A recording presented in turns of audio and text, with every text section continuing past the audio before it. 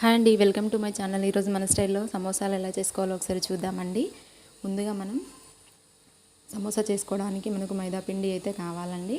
మైదా పిండిని ఏంటంటే కొంచెం తీసి పక్కకు పెట్టేసుకోండి. ఎందుకంటే మనం చపాతీ ఒత్తుకుంటునేటప్పుడు కొంచెంగా పిండి దాంట్లో పోసుకోవాలి కాబట్టి మనం ఈ సమోసా చేయడానికి బాయిల్డ్ వాటర్ మాత్రమే యూజ్ చేయాలండి. ఎందుకు అనంటే ఈ పిండి అనేది పగిలిపోకుండా ఉండడం కోసం చాలాసేపు మనకి ఈ లేయర్స్గా మనకు సమోసా వస్తుంది కదా, దానికోసం మనం బాయిల్డ్ వాటర్ అయితే యూజ్ చేయాలి.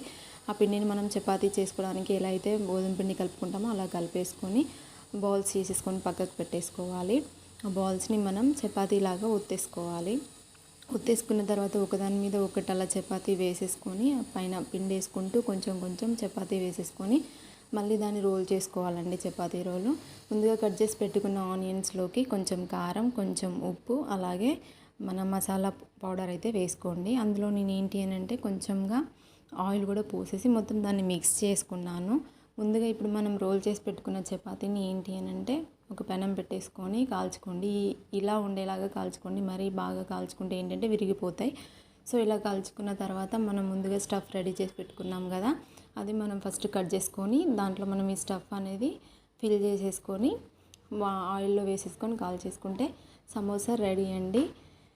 ఒకసారి మీకు నచ్చితే ఈ వీడియో లైక్ చేయండి, షేర్ చేయండి, సబ్స్క్రైబ్ చేయండి. నచ్చితే ఒకసారి ట్రై చేయండి. Thank you.